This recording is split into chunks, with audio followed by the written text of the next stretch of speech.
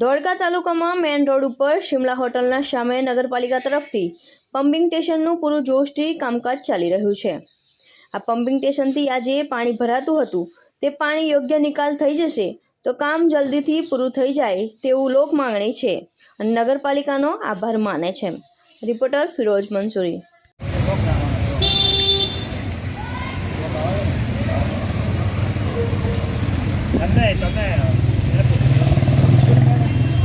તમારું કોઈ હશે એટલા ના મેં તો તમારા હંગા સમજો તમારે હંગા આવે ના ભાઈ